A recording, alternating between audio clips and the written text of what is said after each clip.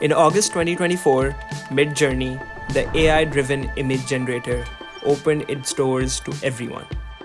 Despite having the potential to create any imaginable scene by copying any famous artist's work, the best you could make was Taylor Swift wearing shalwar kameez.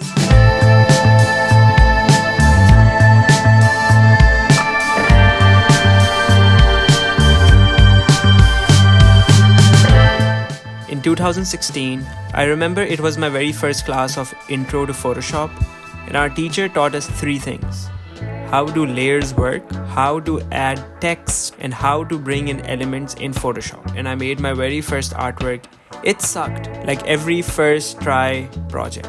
But I still remember the feeling of accomplishment I felt that day. And even though that thing wasn't as good as I imagined in my head, I made something and I learned something. And yesterday, I added a prompt in DALL-E to make me a flyer of a band named Arctic Monkeys performing in Pakistan, and it gave me this. This poster is way better than what I made in 2016, but this made me feel nothing. So one theory is this feeling of nothing existed because I did not work hard on this poster. But I have this another theory.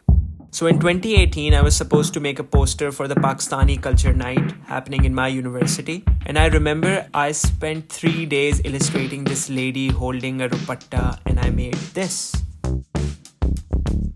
I still felt nothing because I straight up copied this from a reference that I liked on Pinterest. Despite working hard, the feeling was the same. I felt nothing. So the root of all of these problems is creative ownership. I don't mind AI supporting me to get what I want to do creatively. I just don't want it to sit in the driving seat. So when this whole AI rise was happening in Pakistan, a lot of people were putting out their work. This one person, my friend Saboor, who got viral just because he made all of these Midjourney creations of like Taylor Swift in Pakistan or Nusrat Fateh Ali Khan in Wes Anderson style. A lot of people kind of thought that he was just an AI artist. But he was so much more. He actually made his first short film when he was 17 years old, and it was a Spider-Man fan film, which was made in Pakistan in Lahore. And that's how I got introduced to him. And the fact that he is such an amazing photographer, it really made me question, why is he putting all of this stuff out there? Being introduced to AI was something very spontaneous in my life because I'm a fashion photographer. I do fashion photography for a living. And I had a very sensitive surgery which led me to be on bed.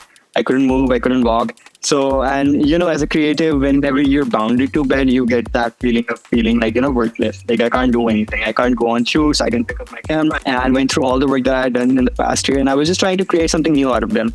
And in that whole process, I discovered AI. I discovered Midjourney. I had an event for Photo Walk in Fort, but I couldn't walk. So what I did was I was like, I'm going to participate, but I'm going to do it with AI. Let's try.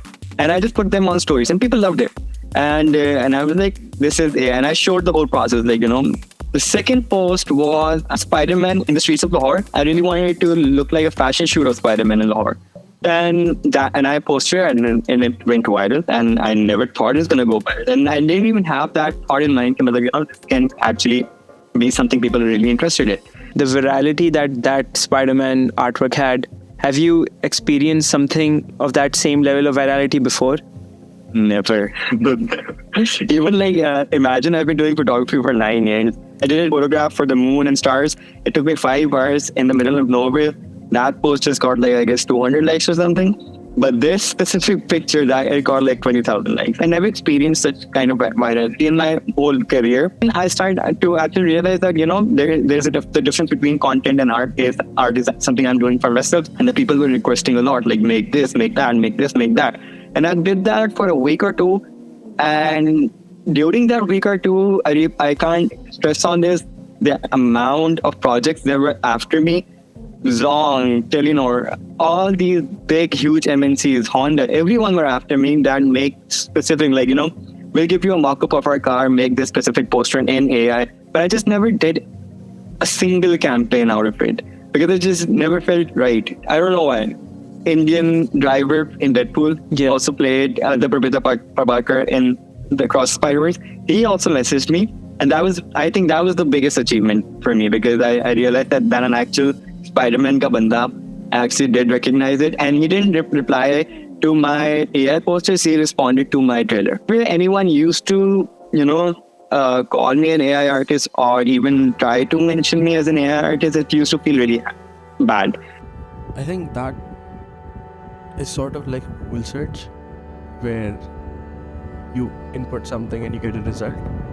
You didn't create that result, it's already there. It's the same with AI. You didn't create it, you just told it what things to put together to create something for you, but it's not your work.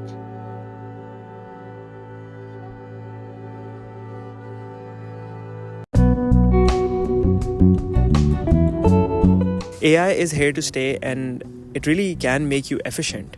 I know in this mass AIification of everything, it feels like, oh, what will real artists do?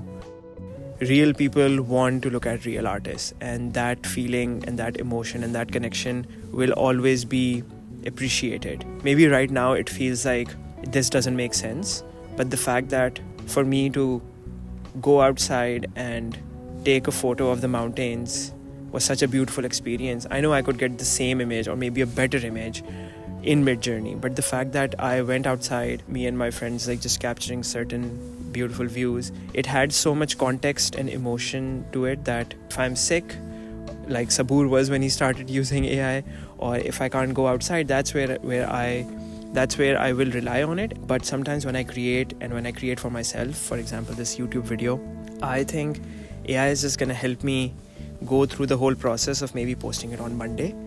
But how I go through it, it's up to me. It's my emotions and my thoughts. And I think the first thing that I talked about is that AI is not supposed to take the driving seat of your creative process. And that is how it should be. You should make AI your bitch.